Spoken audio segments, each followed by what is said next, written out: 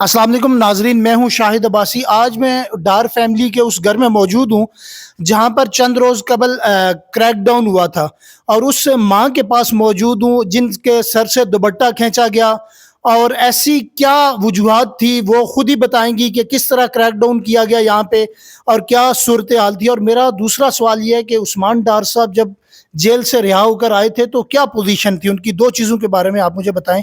Thank you. اچھا بیٹا، پہلے تو بات یہ تھی کہ حجاسوں کو پتا تھا کہ میں نے اپنے پیپر جمع کروانے۔ میں پوچھتی ہوں کہ 2 دن پہلے وہ پولیس میرے گھر کیا کرنے آئی تھی؟ کیا کرنے آئی تھی؟ میرے پاس آئی تھی، کیا کرنے آئی تھی؟ میں سمجھتی ہوں وہ مجھے ذوب کرنے کے لیے آئی تھی، وہ مجھے ڈرانے کے لیے آئی تھی، انہوں نے ایسی حرکتیں کی کہ میں ڈر جاؤں، مگر میں اپنے مان پر کھڑی ہوں، مجھے کوئی ڈر نہیں۔ جب میں اپنے بیڈ روم سے نکلی تو میں باہر آئی تو میں بتاؤں آپ کو، ادھر کھڑکی اندر میں کہہ رہی تھی کون ہے، آپ کیا کرنے آئے ہیں؟ پہلے تو میں نے سمجھا شاید چور ہیں، کوئی ڈاکو ہیں۔ میں نے کہا کہ آپ چور ہیں، ڈاکو ہیں، میں ٹیرس پہ جا کر شور کرتی ہوں، لوگ باہر آ جائیں گے۔ میں نے لائٹ چلائی تو دیکھا کہ پولیس کی وردی میں لوگ تھے، تو میں نے کہا بیٹا، کہا میں نے کہا بیٹا کیا کام ہے، بتاؤ مجھے کیا کرنے آئے ہو، مجھے بتاؤ کیا بات ہے، مجھے بتاؤ تو صحیح آئے ہو۔ کچھ نہیں کہتے تھے، کہتے تھے دروازہ کھول دو، دروازہ کھول دو، دروازہ کھول۔ میں نے کہا میں کیوں کھولوں؟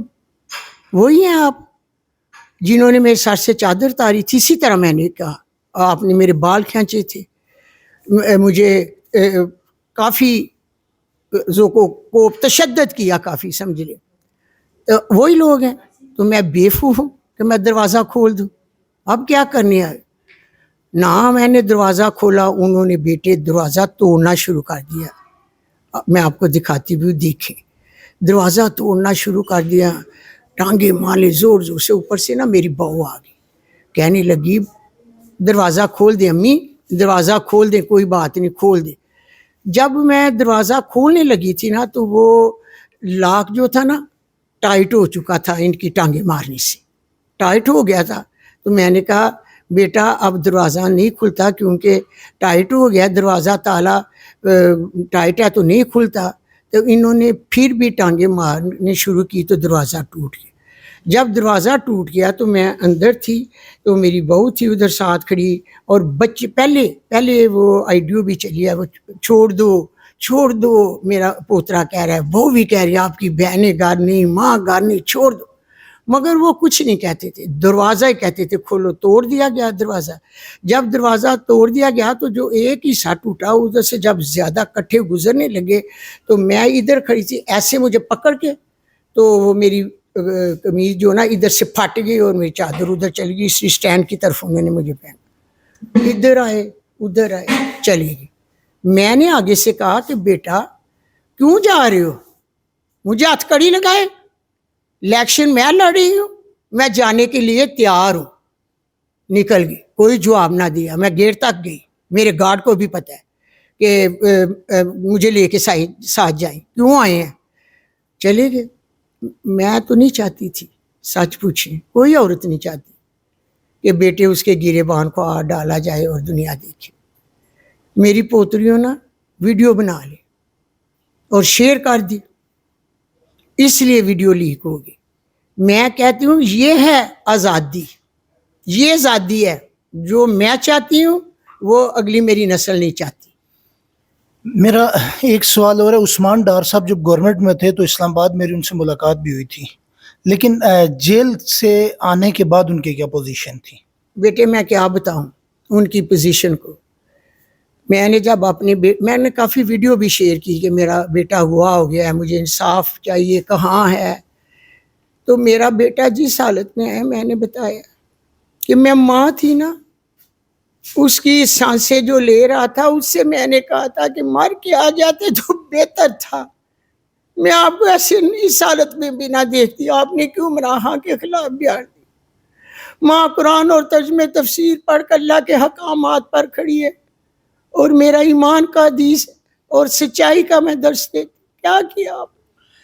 ابھی آپ کی فیملی کے ساتھ بیٹھے تھے، آپ کی فیملی کی خواتین نے ہمیں بتایا کہ ہم کبھی بھی سیاست میں نہیں آئے، لیکن اب کیونکہ جو حالات پیدا ہو گئے ہیں، آپ لوگ بھی میدان میں اترے ہیں، تو تو کیا آپ کو مشکلات پیش ہیں اس دوران؟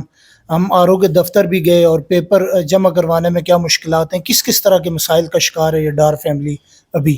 جس دن میرے پیپر جمع ہونے تھے تو میں نے پیپر جمع کروانے جانے تھے، یہ بھی میں پوچھتی ہوں، یہ نگران حکومت نے، نون کی حکومت چاروں طرف میرے گھر کو گھیرے میں لے لیا، چھتوں پر پولیس، چھوٹی چھوٹی گلیوں پر پولیس، گھر میرے کے سامنے بیریئر لگا دیے، کوئی آ نہیں سکتا تھا، کوئی جا نہیں سکتا۔ میرا ڈرائیور آیا چٹاکے مار کے باہر سے فارغ کر دیا، دودھ والے کو اندر آنے نہیں دیا۔ میں پوچھتی ہوں کیا میں دہشت گرد تھی؟ گھر تو میرا تھا، کیوں ہوا میرے ساتھ؟ کسی اور کے گھر میں اتنی پولیس گئی ہے؟ گھیرے میں لیا ہے کسی کا گھر؟ کیوں؟ کون کرا رہا ہے؟ آپ بتائیں مجھے، میں آپ کہتی ہوں کہ آپ اپنے دل پر ہاتھ رکھ کے دکھاؤ، اس حرکتوں کا فائدہ کس کو ہے؟ جو یہ ہو رہا ہے کس کو فائدہ ہے؟ آپ خود اندازہ لگا لیجیے کون کرا رہا ہے۔ یہی بات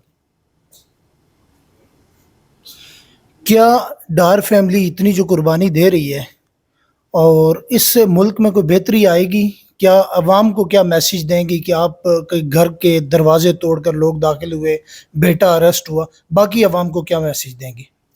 میری سیالکوٹ کی شہری عوام جو ہے نا غیرت مند ہے، یہ 8 فروری کو جواب دیں گے کہ غیرت مند بیٹے، کوئی غریب ہو امیر ہو، کوئی نہیں دیکھ سکتا کہ کسی کی ماں کے گریبان کو ہاتھ ڈالا جائے۔ اے ووٹ میرا نہیں، اے ووٹ عمران خان ہے، اور جو کچھ میرے ساتھ ہوا وہ خواجہ افسوں کو عوام بتائے گی کہ آگے سے کسی کے گریبان میں ہاتھ نہ ڈالا جائے کسی کی ماں کو۔ میں اسی لیے کھڑی ہوں، اپنی بہنوں کے لیے، پاکستان کی عورتوں کے لیے، بیٹیوں کے لیے۔ آپ الیکشن لڑیں، جو مرضی کرے، کسی کی 4 دیواری پھلانگ کر کسی کے ماں کے گریبان میں ہاتھ نہ ڈالا جائے۔ میں اسی لیے کھڑی ہوں، میں ڈٹ گئی ہوں، میں عورت ہوں۔ میں نے بتایا ہے کہ اولین درجہ ہمارے نبی نے عورت کو دیا۔